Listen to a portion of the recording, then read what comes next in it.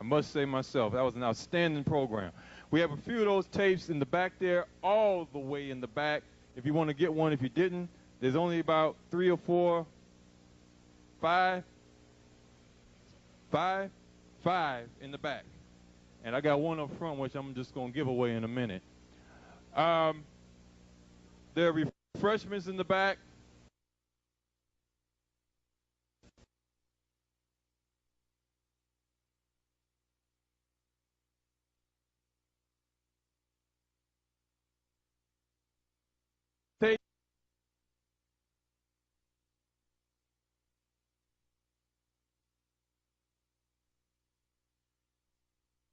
Series that they've done here. Bobby Hemmett. How many of you were here for Bobby Hemmett 2 weeks ago? How many of you hung with Bobby Hemmett the whole time? Put up your hand. Did my hand go up?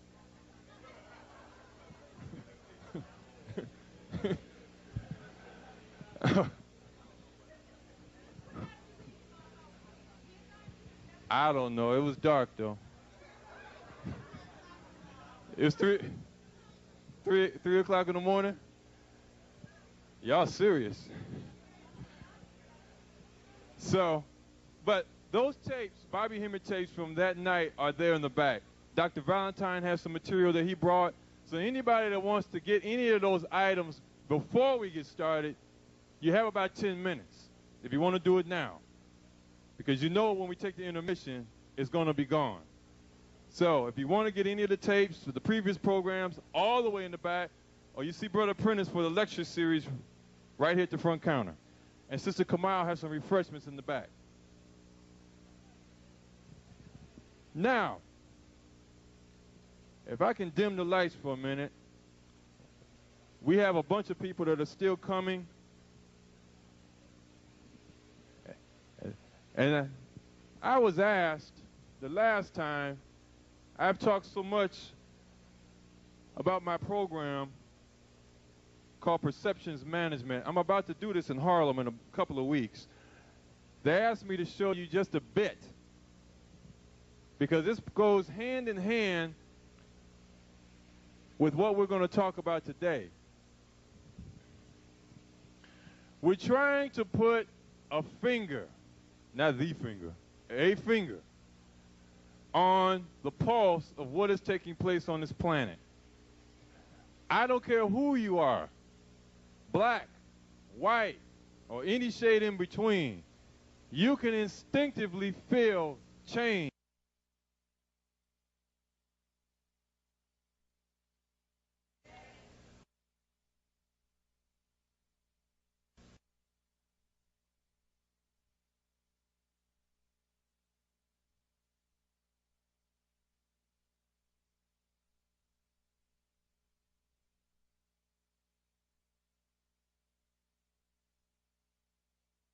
Of you, it may just be a feeling.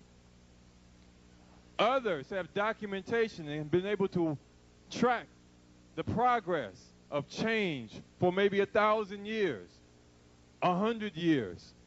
Even if you just go back 50 years, you can see all of this is about to change.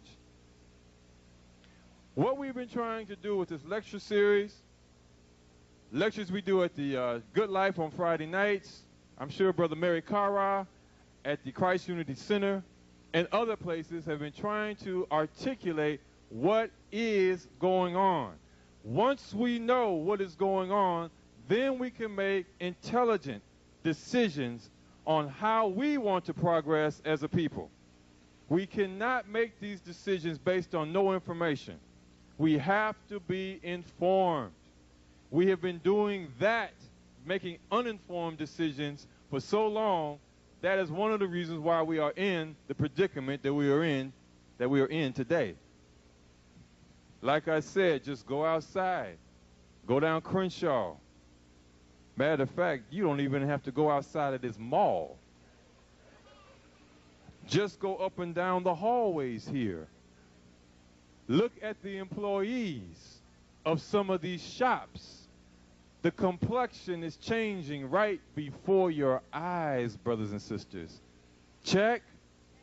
It's a weak check. See, y'all don't want to give it up on that one because you're scared. Check. Thank you. Now we all understand. We all see clearly. What is going on? Now, some of us are afraid of this word. Conspiracy. What does conspiracy mean? Right, a plot, a plan. Someone has sat back and put together some ideas that they want to put into motion. A scheme. A dirty little scheme. A white scheme. For global control. I got this from one of their publications. I mean, I thought it was so bold that they would just put this on the front page of a paper and call it the New American. What's new about it? White boys want the same thing all the time. They want it all.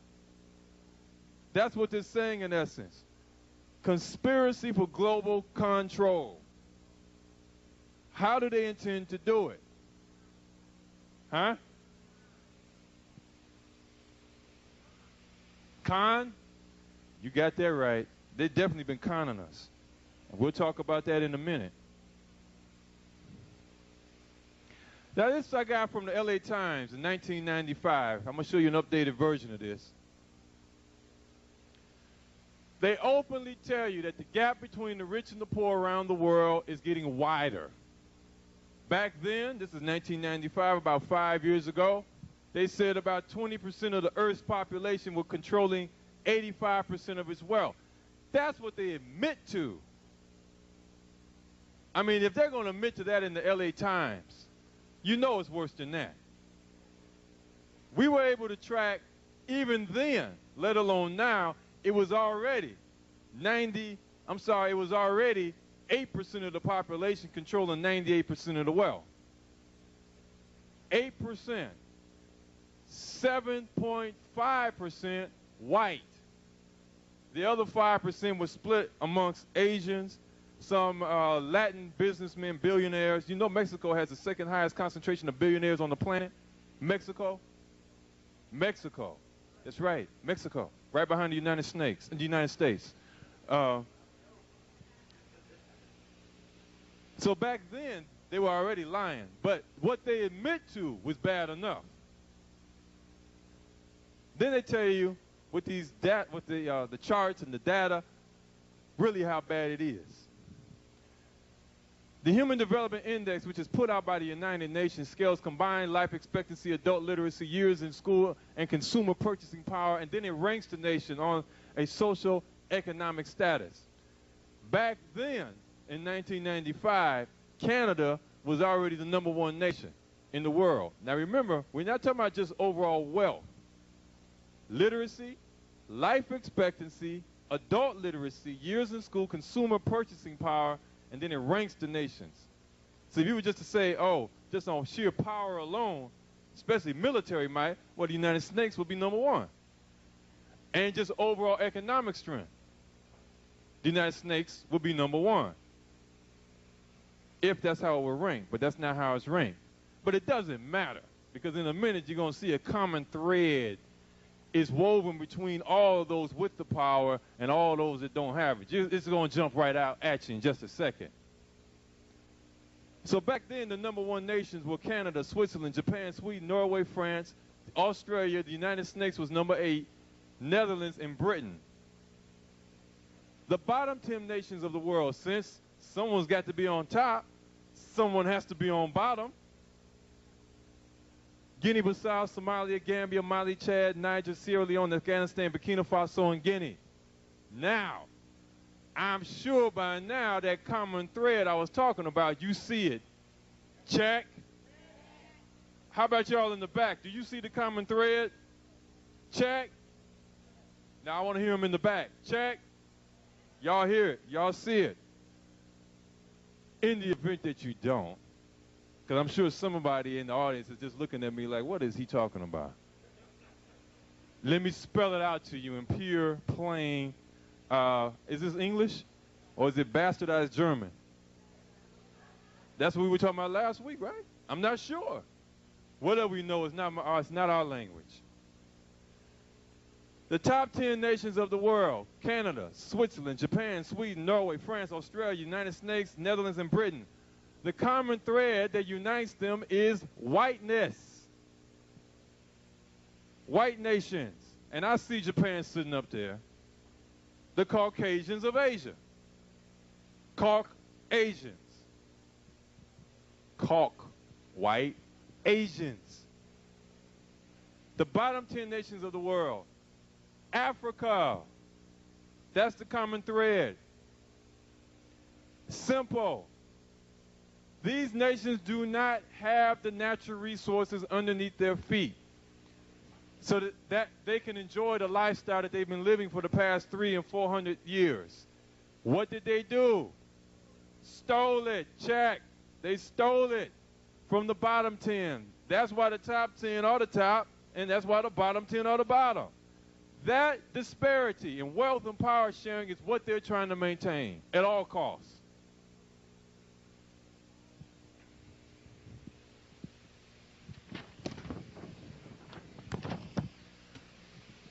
That's the conspiracy. Or should I say that is a conspiracy. A conspiracy, because there's more to it than that, as Dr. Valentine will share with us. That was 95. Let me just update you. Pull this one off from 96, right off the internet. All this stuff you can get off the internet. So this is no secret material. You can get all this off the internet. 96, a year after that, same thing. Except for they played the Soul Train shuffleboard game and just shuffled the nations around a bit. But it's basically the same. Canada's still number 1. The United States had jumped from number 8 to number 2 in a matter of a year's time. Netherlands, Norway, Finland, France, Iceland, Sweden, same thing. Go to the bottom, it's still Africa. Still Africa. Senegal, Rwanda, Nepal, Madagascar, Mauritania, Central African Republic, same thing. That disparity in wealth and power sharing is what they're trying to maintain. Now, for us, here in the Baldwin Hills Mall, here in Los Angeles, California, that kind of disparity in wealth and power sharing goes all the way straight here. Let's look at here. Again, the LA Times giving it up. Ain't they arrogant? They just tell you what they're going to do and how they do it, right in your face. They say, we're not even hiding it anymore. I mean, look at this. The black consumer,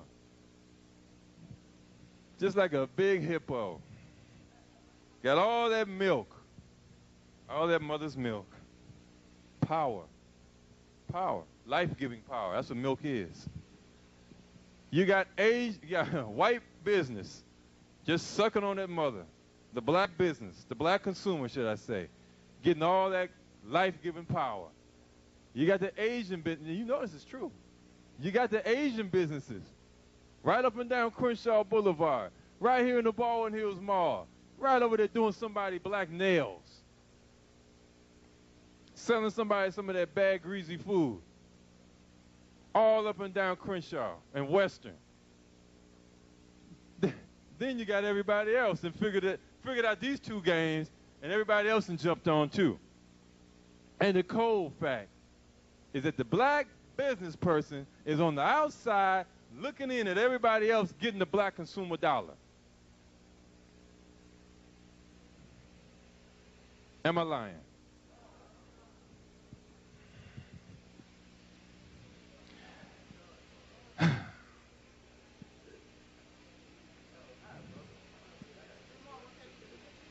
That was in the LA Times, 1996. I don't have the actual date, but it's 96. I'll make you a copy if you want one. Now, you know, we often talk about these movies and the things that they say. Again, movies reflect the ideas, the sentiments, the program of that overall conspiracy. These movies are not put in these theaters just for entertainment value. None of them. even the so-called comedies, because they're not comedies, especially none of our comedies. Black comedies are not comedies. No, none of them. I got an argument with a lady at the Magic Johnson Theater last week. She asked me, I don't even, she must have saw the program, because she just came at for me. I'm just sitting in minding my own business. She just came at me, is this a good movie? She was talking about Shaft. I said, are you kidding? This Shaft ain't even as cool as the last Shaft. Ain't Samuel Jackson a good actor? I said, man, he may be good, but I'm tired of that brother doing all that screaming at people. That's just my opinion. Well, what about Eddie Murphy? I said, what about him? What about him? I said, did you see The Nutty Professor? Did you see The Nutty Professor? What movie were you looking at? The brother came, look, the brother brought buckwheat back to life. Let's start right there. Then The Nutty Professor with the exaggerated black features. See, that's how they slip that they make you laugh at it. But if you are an astute watcher of the films, you know that those are stereotypes that have been attributed to black people for the past 100, 200, 300, 400 years. Big lips. Brother's lip come way out here. That's big lips. Big butt. Well, now, some of us got a big butt. Ain't gonna lie about that. Okay? Shiftless, shuffling along in the film. These are all negative stereotypes being portrayed as comedy. Oh, what about, did you see Big Mama's House? No, I don't need to see that. It's almost as if Eddie Murphy and Martin Lawrence are competing for who can be the biggest buffoon in the world. And I don't know who's going to win that one. They both going neck and neck. Last thing, I'm going to wrap it up. We've got to get the brother up here. They expressed a conspiracy in a political book. Then they took it, same year, to the movies. Wesley Snipes, Sylvester Stallone. They said the 21st century most dangerous cop versus the 21st century most ruthless criminal. That's the message within itself. That is a message within itself. That the biggest thief on the planet, the biggest liar on the planet, the biggest crook, the biggest criminal now is in a position to portray himself as what? A protector of society. Turn around and paint the originator on the planet, those that brought high culture, high ethics, high morals, civilization to his white behind, and portray him as the criminal. And then the cold-blooded thing is at the bottom here, say, hey, the future isn't big enough for both of them. Somebody's got to go. Somebody's got to go. So what are they saying? They're saying it's on. The war is on. This is a declaration of war.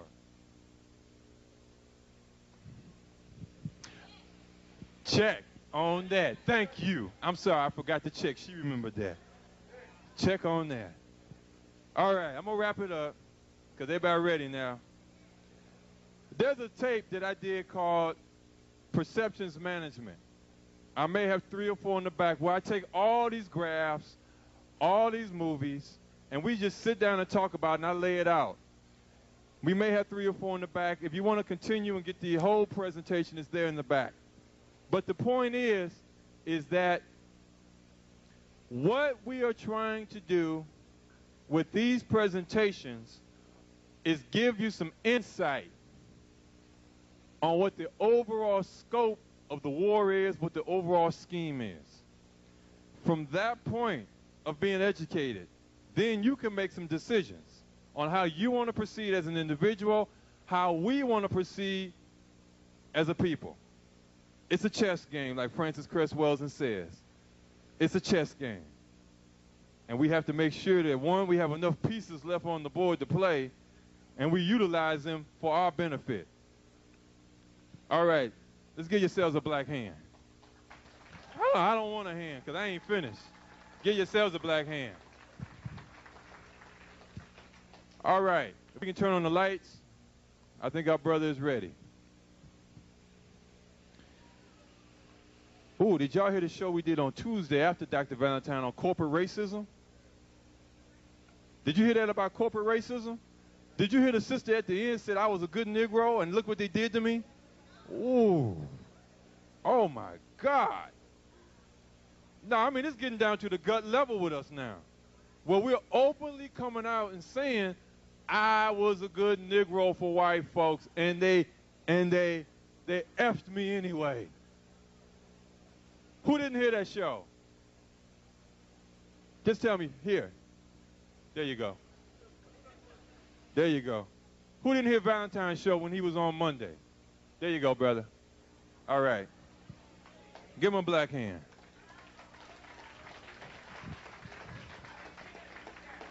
Huh? Well, I don't want y'all fighting over it now. Okay, there's 5 more in the back. There's 5 more in the back, I think. Y'all can go in the back. I'm going to be back there in a minute. All right. Brothers and sisters, we have a guest speaker today that I almost was going to hesitate by not saying this, but I have to say this. This brother is coming and presenting information in a way where I don't believe he has a peer. I do not believe he has a peer. Because not only it's not because the information that he's presenting is so unique. It is. And there are others presenting information like this. But it is his ability to take this information, break it down, so that everybody in the room will understand. If you speak Ebonics, you're going to understand him. If you speak so-called the Queen's English, you're going to understand him. If your brother or sister, they don't speak well, just watch the brother and his gestures, and you're going to understand him. That's why it says brother comes to us today without a peer. Brother Dr. Phil Valentine hails from Brooklyn, New York, where he's been doing these lectures for many years. And I can honestly say, thank God and Goddess that somebody finally got this brother out here on the West Coast. I talked to the brother for the first time about 10 years ago, and as I said last time, just by the conversation we had on the telephone, I changed my whole lecture. Just by talking to him the last time he was out here, I have basically restructured my lecture again because I already know what I just showed you was cursory. Cursory. Because I'm talking about tangible stuff. Now brother's going to come on and show you the intangibles, the metaphysics of it, the root cause. Let's give him a black hand. Let's stand up for him. Dr. Phil Valentine. Give him a black hand.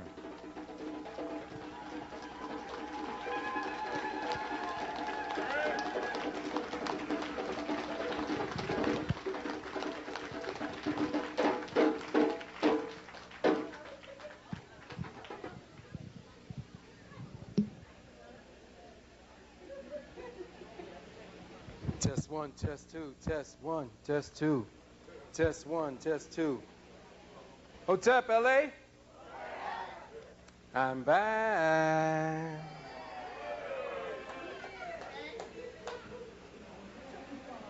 Can we dim the lights for a minute? Because, oh yeah, come on up here. We in for the long haul.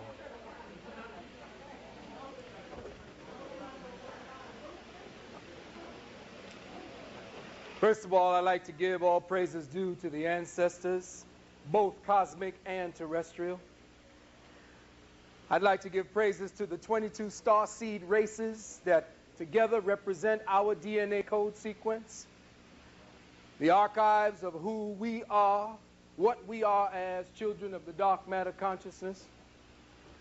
I would like to kick this moment, this space, this vortex of perception into hypertime by consecrating this gathering of masters and this presence with words I consider to be the anthem of the resurrecting starseed decoders.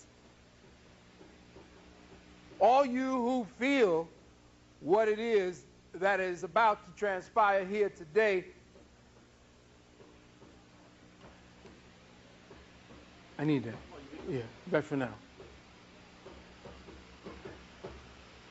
All of you who feel what's about to be transpiring here today, like that movie Steven Spielberg did, Close Encounters of the Third Kind, y'all start making mud hills and shit. You don't know why?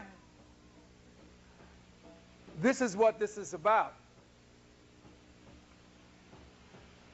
Now, I chose these words here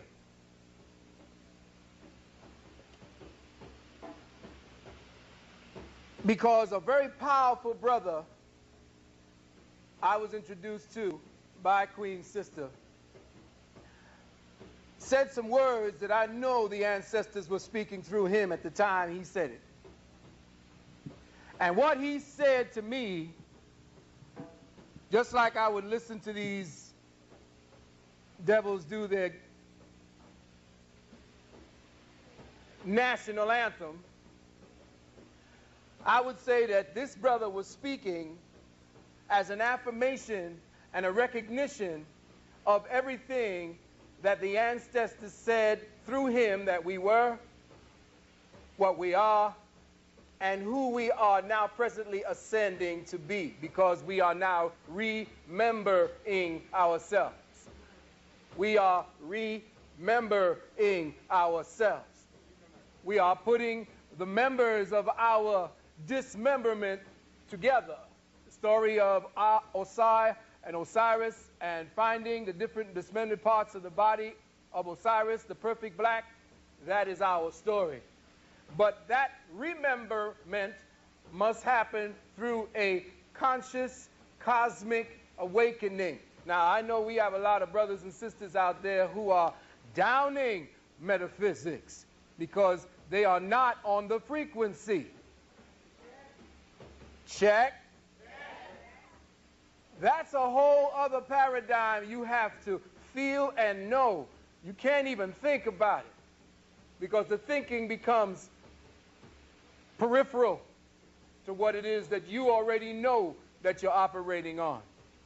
So what I would like to do is for all of us to stand for the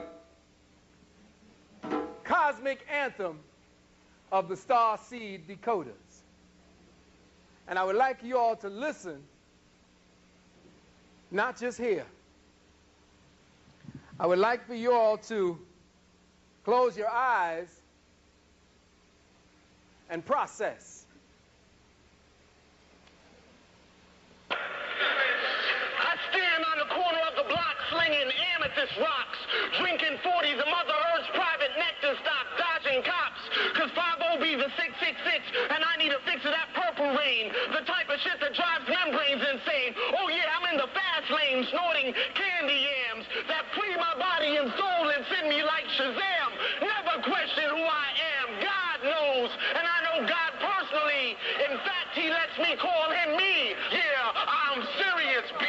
Doggone niggas plotted shit lovely, but the feds is also plotting me. They're trying to imprison my astrology, put our stars behind bars, our stars in stripes, using blood-splattered banners as nationalist kites. But I control the wind. That's why they call it the hawk. I am Horus, son of Isis, son of Osiris, worshipped as Jesus, resurrected like Lazarus. But you can call me lazy. Yeah, I'm lazy because I'd rather sit and build than work a plow field, worshiping a daily yield of cash green crops. Stealing us was the smartest thing they ever did. Too bad they don't teach the truth to their kids. Our influence on them is the reflection they see when they look into their minstrel mirror and talk about their culture. Their existence is that of a schizophrenic vulture. Yeah, there's no repentance. They are bound to live an infinite consecutive executive life sentence. So what are you bound to live, nigga? So while you're out there serving the time and I'll be in sync with the sun while you run from the moon. Life of the womb reflected by guns. Worship of moons, I am the sun, and we are public enemies number one. One, one, one. One, one, one.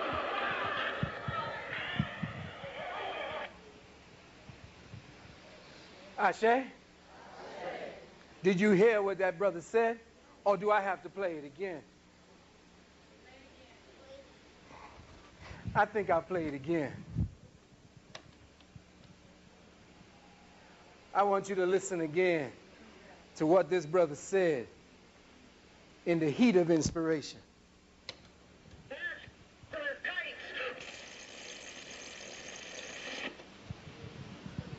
One more time. I stand on the corner of the block slinging amethyst rocks, drinking 40s of Mother Earth's private nectar stock, dodging cops, cause 50B's a 666, and I need a fix of that purple rain, the type of shit that drives membranes insane. Oh yeah, I'm in the fast lane, snorting candy yams that free my body and soul and send me like Shazam. Never question who I am, God knows, and I know God personally. In fact, he lets me call him me. Yeah, I'm serious, B. Doggone niggas plotted shit lovely, but the feds is also plotting me. They're trying to imprison my astrology, put our stars behind bars, our stars in stripes, using blood-splattered banners as nationalist kites. But I control the wind. That's why they call it the hawk. I am Horus, son of Isis, son of Osiris, worshipped as Jesus, resurrected like Lazarus. But you can call me lazy. Yeah, I'm lazy because I'd rather sit and build than work a plow field, worshipping a daily yield of cash green crops. Stealing us was the smartest thing they ever did. Too bad they don't teach the truth to their kids. Our influence on them is the reflection they see when they look into their minstrel mirror and talk about their culture. Their existence is that of a schizophrenic vulture. Yeah, there's no repentance. They are bound to live an infinite consecutive executive life sentence. So what are you bound to live, nigga? So while you're out there serving the time, I'll be in sync with the sun while you run from the moon. Life of the womb reflected by guns. Worship of moons, I am the sun, and we are public enemies number one. One, one, one. One, one, one.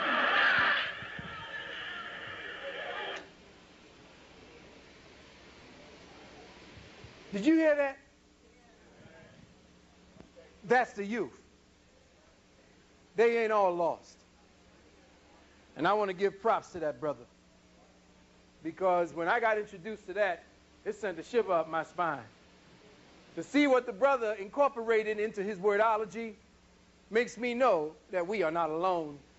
And that the ancestors and the processors, if you understand, coming from the future to the now, that's who your children are.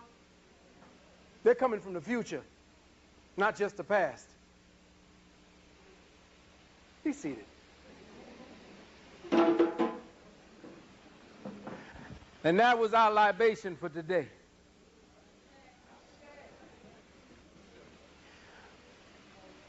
Books. So I can get it right out the way now. People complaining about me not giving books.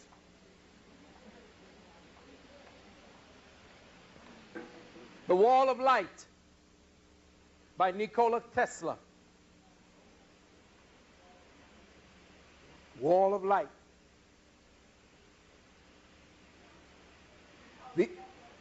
By Nikola Tesla. T-E-S-L-A. Esoteric Occult School by Madame Helena Blavatsky. These are all devils that tapped into the frequency. The Handbook of Unusual Energies by Ledbetter.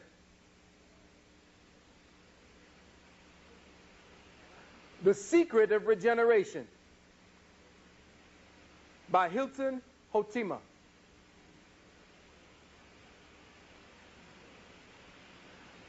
The Hidden Way Across the Threshold by James C. Street. The Hidden Way Across the Threshold by James C. Street.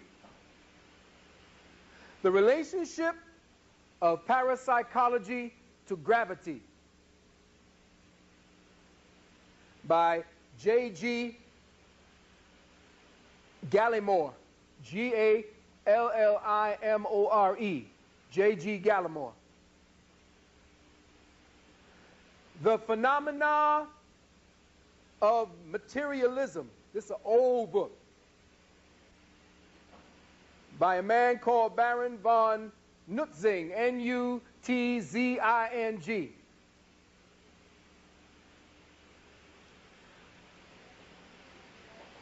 N-U-T-Z-I-N-G. The name of the book is The Phenomena of Materialism. The Astro-Biochemical System of Bodybuilding by Inez Eudora Perry. The Astro-Biochemical System of Bodybuilding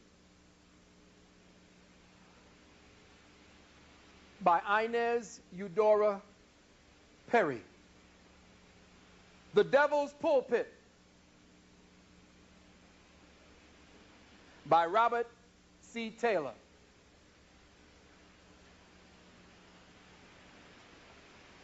Glimpses of Masonic History by C.W. Ledbetter.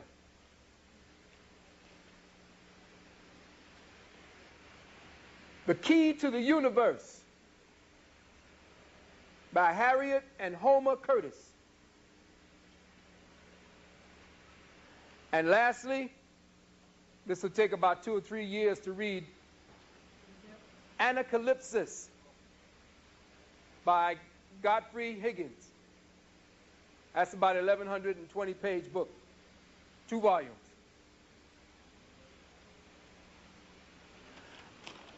All right, beloved. Like Brother asked, I hope y'all ain't had any pork juice sandwiches. I hope y'all ain't stopped by Mickey D.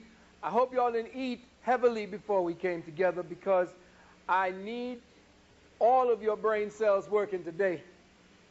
We are going to get into realms and levels so subtle about why it is God dies. Now, why did I say why God dies? Because who is God? Then if we are God, then why do we die? There is no such thing as death in God. Then why do we go through this progressive degeneration and decrepitation? What happened to us some 75 to 145,000 years ago that created this unnatural habit of dying?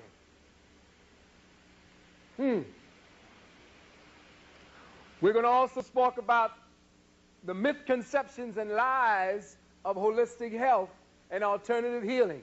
Now, I don't want all of the brothers and sisters who are practicing holistic health and alternative healing to bum rush me now, because what I'm about to do is to stick a pin into the conceptual and perceptual balloon of holistic healing and health. A lot of people are not going to like me after this, especially those who are about doing this as a business. I did it as a business, and that's why I had to do it this way, because if you do not continue to grow in whatever you're doing, then you just got a job. I hate jobs. This just over broke bullshit is not for me. Check. I couldn't work for anybody, because most of the times, after about a month of being in a job, I found out that my boss or those right above me had the IQ of a turnip, which was why they're the ones in charge. And I couldn't deal with it. So I taught my son never to work for anybody. And he has never worked for anybody. And the one time he did go to school for all of a month, I took him out. And I believe in that. I believe that somehow if we just stopped working and sat down, we could change the world. Because the deal is, the way he controls is by getting us to participate through our fear, which is what we're going to go into. The great AIDS hoax, Lord knows. I'll be going back into some very old material that I was doing back since 1985, when it wasn't very popular to say that AIDS was a hoax. But I ain't into popularity, so everybody here I know, because they are here, they ain't into popularity either. 9 times out of 10, you all have become the disturbance in the immediate influence that you are around, namely family. They all think you're fucking crazy any damn way.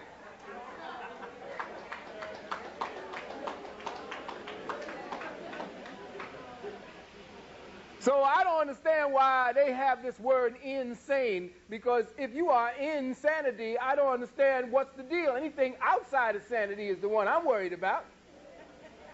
So I don't mind being insane or being insanity, because that's exactly what we're going to have to be. We're going to have to reason this situation. We can't go on belief anymore. Belief is a sickness. That's a virus that eats away at your critical thinking. So the great AIDS hoax will be exposed here today. And I hope you come at me with all the critical shit you got. Because 9 times out of 10, all the motherfuckers coming in here talking shit about AIDS don't know they asshole from their elbow, because all they're doing is parroting what that beast told them.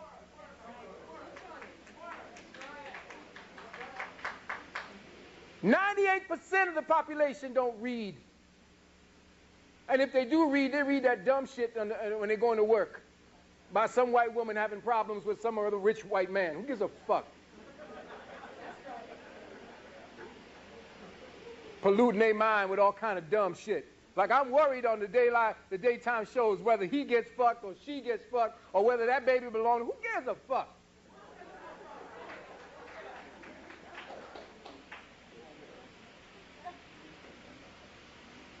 The great AIDS hoax has been a mind war. It just manifested as what we see as the casualties, but it's been a mind war. They eroded your understanding that you are God. That's the only way you can die. The only way they could co-opt the programming that was essential and first and archetypal to your being. The very fact that you know you are God means that you cannot die from some little microbe. There are mitigating circumstances to the degeneration of God's temple, and you can't just catch it from getting some pussy or some dick. That's bullshit.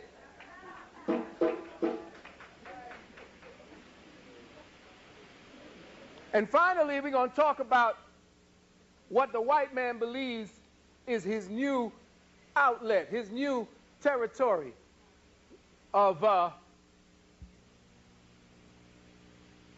for overcoming. He knows it's his last days. And you know, sometimes when the old champion is walking out, you feel kind of sorry for him. You know, even you begin to see the criminal getting his at the end, and you say, well, I guess that's the end. It's over. But now we hear about the Human Genome or Genome Project, and shit just gets resuscitated.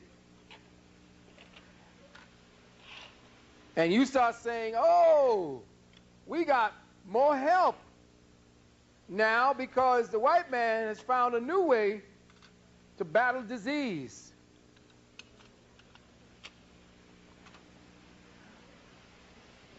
Oh man, when we gonna give up this bullshit dependency on everything this man said? Turn off the damn television. Turn off the TV. The myth conceptions, I will start with part 2 first before I work to somatic death. But somatic death really is what covers everything. And you will find out what somatic death is. There is no natural death. That's a contradiction in terms. That's an oxymoron. Because even the tree comes back to life when conditions dictate it. You look at winter, quote unquote, and you see the tree die. But the tree doesn't die. The tree simply goes through a phase and then rephases back into what you perceive as life. This is what you do now, but that was a choice. You can stay in the body as long as you want because you are the highest, the most developed, the most sentient of all the Most High's creations because you are the Most High.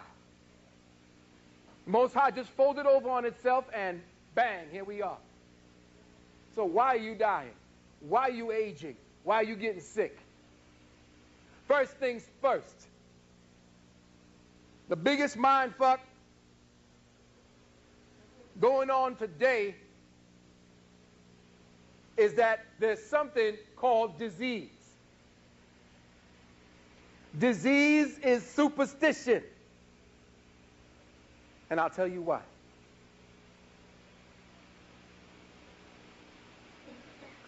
Because the average man and the average woman has no clue as to the workings of nature. And I wrote things down because I have a lot to say and I just don't want to just talk out the hair. So this will go on tape because it came straight through me, through what I felt, through what I've researched, and I offer this to the masters gathered here who are in the process of remembering. It is the fragmentary concepts of medical science that has misled us for nearly 500 years. Now, with the so-called alternative health crusade of the New Age, the fragmentation continues. First, the body is a whole and complete unit of cosmic intelligence, not a series of parts sliced together to simulate life. To understand the true nature of health and healing, we must stop viewing the body temple the way the cave scientist tells us to, as a series of fragmented parts containing organs and systems. There are no systems or organs as we have been made to understand and overstand. This is fragmentation based on commercialism. The definition of the body parts by medical science are the medical church's definitions of your temple that exists in reality only on paper. I wonder if you're going to be able to get next to where we're going. There are no such things as body systems. These parts that have been identified are simply definitions of a church that exists only as abstracts on paper. These organs and systems are medical abstracts, codes of the medical church, like sacraments, rituals, saints, demons, and instruments of the Christian church. There are no parts to the body. That is an illusion. There are no systems, organs, or vessels, but outer expressions of an integrated whole. Again, this fragmentary perception of the body temple enhances our false notions that we can apply a separate remedy to that isolated part while the whole remains unaffected. That is the height of white Caucasian thinking. As a result, when a healing crisis occurs, we think that we have to go ballistic like the Caucasian does. So what do? We seek potions. We seek remedies. We seek medications. We seek vitamins. We seek herbs. The very word healing implies health. In fact, disease is actually an expression of health. Healing does not begin when you feel the first symptoms of your imbalance. Let me say that again. Healing does not begin when you, on the surface, feel your first sense of the imbalance. Healing does not begin when you take herbs, potions, or tonics. Healing does not begin when you take herbs, potions, or tonics. By the time you feel your first symptom, you are already midway to the final stages of your cleansing and healing. Taking anything other than natural energy from the air, water, and the sun at this time is tantamount to interfering and stopping a healing process that cosmic intelligence had already begun. Disease is not life-threatening. There is no such thing as a life-threatening disease. Cancer is not life-threatening. The only time cancer becomes life-threatening is when the doctor begins to stick and prod at what nature has consolidated and isolated to protect the total body. It is when man interferes that he begins to die. Life needs no help in the operation of life. The medical priest is conditioned and trained to see germs and viruses as the cause of what ails humanity. Germs and viruses are actually the demons of the medical church. But disease is actually intelligence at work. Disease is self-limiting. But enter the New Age. Now you say the New Age, now we're going alternative. We're going to do the alternative thing. I'm not going to follow the regular Orthodox church. I'm going to do something that's alternative. But let's investigate what's alternative about it. Because I am a refugee from that thinking process. The stepchild of the medical church is the alternative health community.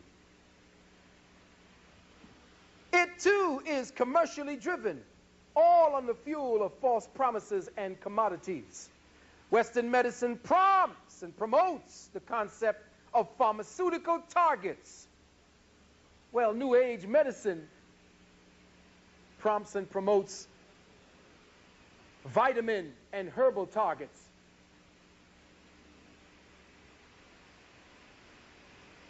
They both fragment the body into targets for therapy. The New Age also advertises health in a bottle. These are the ballistics of health, they call it.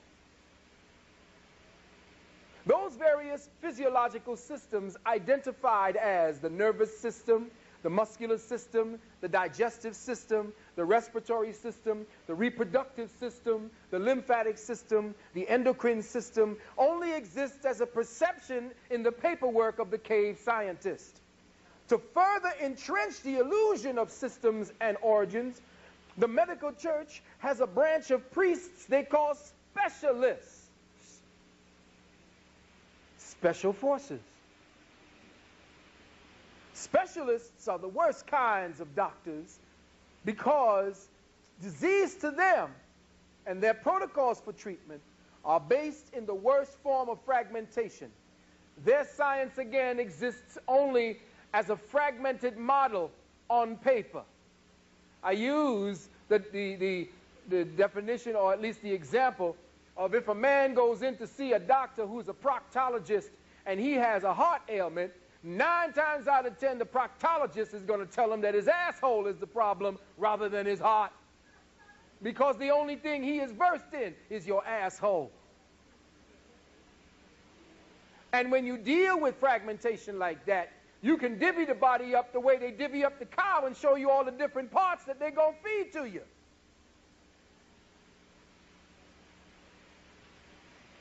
So you get a respiratory therapist, a eye, ears, nose, and throat therapist, a bone therapist, a skin therapist, a gastroenterologist.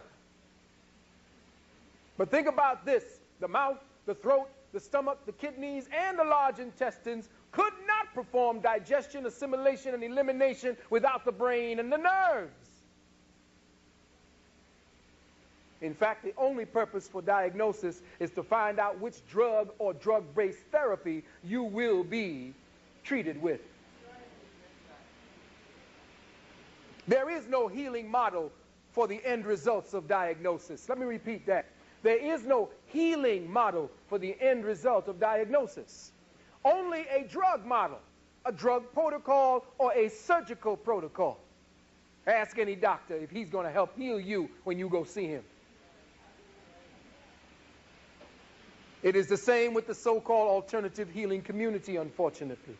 What are the herbal sacraments for the medical? Drug sacraments are the same for their own particular demons. And if you look at all of what it is the alternative health community does, is they label the so-called separate symptoms the way the medical church. This is good for, what's that? Diabetes. This is good for high blood pressure. What the fuck is all that? How are you going to bring the language of the person you say you alternative to into your dictionary, into your semantics? If you are alternative, then there is nothing that you are going to bring from them to you.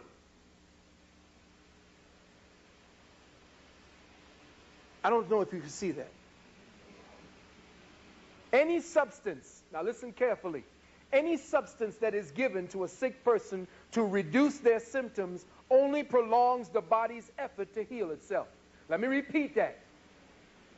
Any substance that you give to a person, anyone who is sick, anything you give to anyone that's sick to reduce the symptoms, you prolong the healing process of that person. It is cosmic intelligence that is the healer. Only that which created you can heal you. Whatever is needed by intelligence will be provided by the air, the sun, and the water. As a true naturopath, you must assist in the mode of healing or create the environment and the availability for those three aspects to be introduced to you.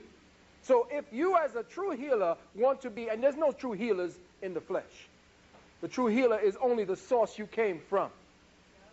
So what you are is nothing more than an assistant. An assistant to a process that is inevitable. And what you do is to teach that person to create the environment in thought, word, deed. The environment that is around that person so that those three components may act optimally and to the best benefit of the person that is healing. Assistance versus interference. The body creates what it needs in all phases of its life. It knows what to do in health, and it damn sure knows what to do in sickness. Intelligence does not suspend at the moment you become ill. How the hell is it you think that the doctor all of a sudden knows something about the body because you just got sick? There is no protocol for health. There is no protocol in medical science for the word health. There's not even the word God in any of their medical books. So how in the hell are they going to do any healing? That's right. I got an amen.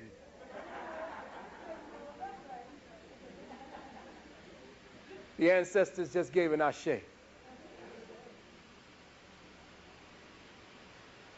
Intelligence does not suspend at the point when you feel ill. In fact, it is how kicked into high gear. But your fear motivates you to seek some reprieve. Herbs, my beloved brothers and sisters, herbs are stimulants. They are irritants. They are stimulants. Get used to that word today. Get used to the word irritate. Get used to the word stimulate. Because they do not and are not the same as nutrition. Stimulation is not nutrition. Oh, you're going to find out all about the working model of that vehicle of consciousness that you've been walking around with. Y'all know more about your damn car than you do yourself. But today, by the time you walk out, you're going to be experts or imperts. Because I hope that you're all going to be able to walk the journey with us. You know, even if you're sleeping, I'm going to talk to that other part of you. Herbs are stimulants, irritants that remove symptoms only. just like pharmaceutical herbs. You see, there's no difference between pharmaceutical drugs and herbs because the word pharmaceutical or pharmacology came from the Greek word pharmakon, which means magical herbs. The drug manufacturers seeks out all types of different herbs so that they could synthesize analog materials from it to create a drug. Know this, as soon as your symptoms leave, know that your body's intelligence has rerouted your vitality from its chosen area of healing, that is the area experiencing the symptoms, to your elimination of the noxious substance that you were just introducing into your body. Whenever you have a symptom and you introduce any component into that temple that is going to ameliorate the symptom, know that that component has to be dangerous to the particular economy of the body, because that particular pain that you were feeling was the evidence of your vital life force being mobilized to your benefit. If your symptoms have been allayed, it means that the body has attenuated its attention to that area and has moved its attention to the most dangerous component, the one that is more life-threatening. See the science. Your body does not operate by thinking that you could get something out of nothing.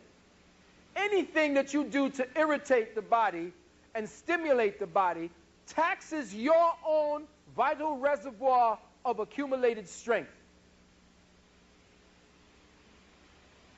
Oh, we're going to get into it today.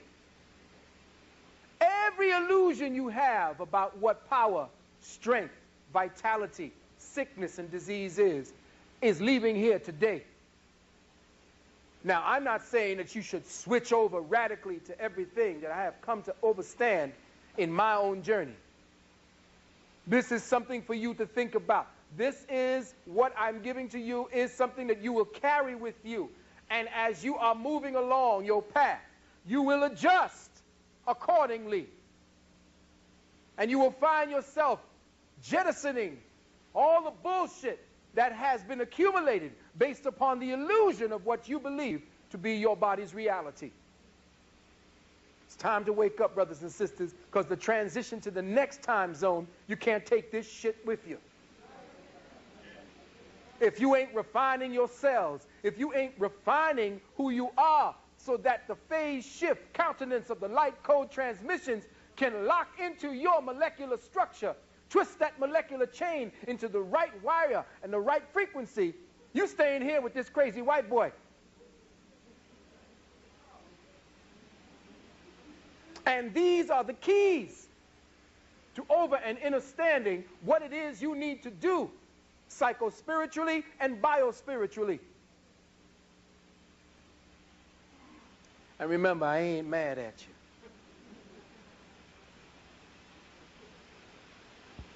The specific reactions of herbs, drugs and potions do not act upon the body temple. Hallelujah, the body temple acts on the herbs. Can I get an amen?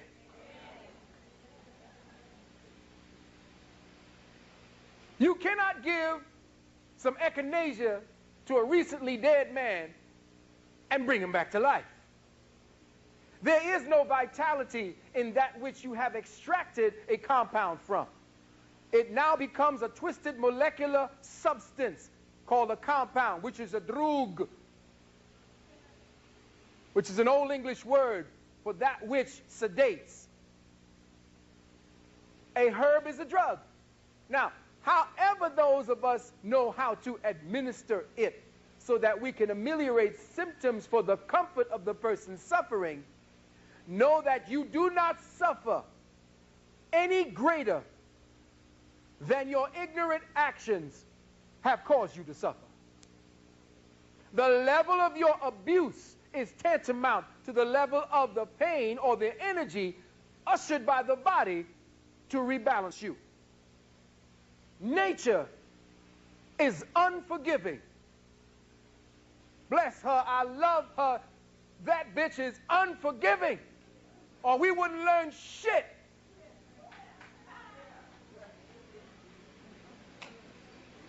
But in her benevolence, in her highest, she is not vengeful. Big difference between not being vengeful and unforgiving. When my mother and my father kicked my ass, it wasn't about vengeance, it was love. Didn't forgive me after I did it the 10th time, because they forgave me 9 times. And that's how nature works. She'll forgive and forgive and forgive until you go to that well once too often. And then it's like, ah, no, come on, listen.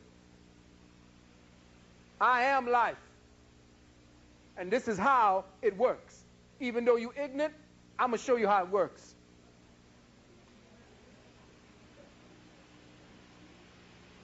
The specific reaction of a herb is merely to the quality of the poison that forces the body to eject it.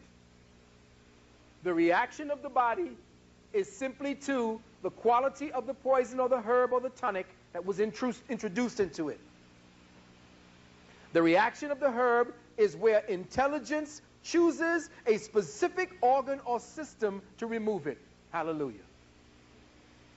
It is intelligence that is at work when you take herbs, not the herbs. It is our ignorance that is at work when you introduce the herbs, not intelligence. So right now, we're going to just take in ignorance and just throw it in the fire. And we're going to burn it and just fuel it for heat. Because right now, when you walk out of here, everything that you have in your home that has been based in your ignorance, everything in your kitchen, everything in your refrigerator, everything in your cabinets that is based upon your ignorance, I would hope, as decoders, as children of the dark matter consciousness, you will throw them out without thinking twice. Because I don't give a damn how much you paid for it. It ain't worth it paying in the amount of money that you're going to have to pay to get well from using it. It ain't going to be worth it in the pain you're going to suffer. So throw it out, start over. And we're going to work this thing. The organ or the system that the body intelligence chooses to eject the poison from is the area that the herb is said to be good for. Let me say that again. The area that your body chooses to eject the herbal poison from is the area that I used to, at the herbologist, say, hey, this herb is good for that. But because of the alignment, because of the specific combination of molecular and electron configurations, albeit mutilated when you cook it and prepare it, that particular potion that you make from that herb, when galvanized from its original source into a compound, when introduced into the body economy of cosmic intelligence, the specific organ that is chosen is based upon the resonance that that particular plant gave of the poison that it used to defend itself. You take it in, and that's where your organ, or the organ that you took it for, that's where your body chooses to get rid of it or to process it so it doesn't kill you.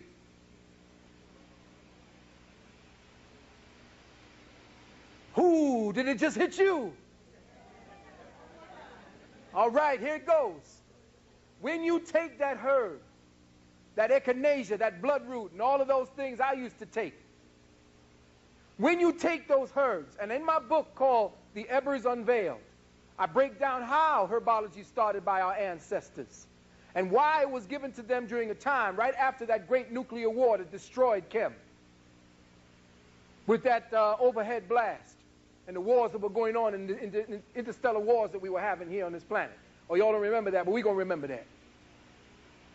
All the wars that your people and your ancestors had. When the ancestors came here to rebuild, they built little things called Edens, which were dome places to deal with the high radiation. And the priests of Ast, she came, and knowing what the constitution for every form of life in existence at that time, knew that there were ways to ameliorate pain, the suffering of those people who were the refugees of that war. And in so doing, introduced the science of herbs to Imhotep. Now, when you introduce a noxious substance that is not nutritional, not part of your body economy's recognition system, when you take that into your body, immediately you have sensory apparatus that's in the throat, in the lungs, in the stomach, in the digestive system. And it codifies the quality of the poison and says, you lung, you're going to be the one to process it. No, you liver, you're going to be the one to process it. And because of the specific nature of that particular area gets the most attention.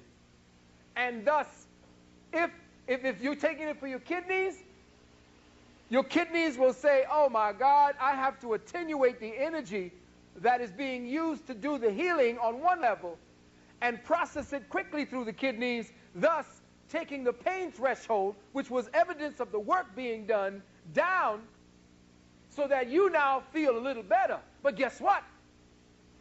It comes back, this time with a greater force and with a greater intensity, because now the body has to compensate for what you in your ignorance did to attenuate its work, to interfere.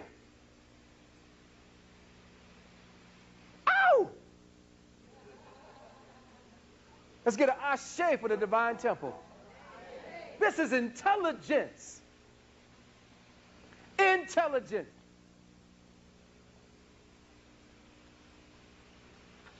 I'm going to show you. This is intelligence here.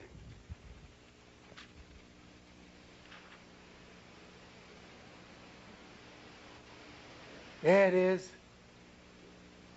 Let me show you what you're looking at. That you are looking at is the outer component of atomic intelligence, your cell. White man first looked at the cell under the microscope and said, it's just a piece of floating protoplasm. Then when he began, because his eyes became more and more deficient, he began making stronger and stronger microscopes. He began to see, well, God damn. He said, this thing is one of the most complex, simple forms of life in existence.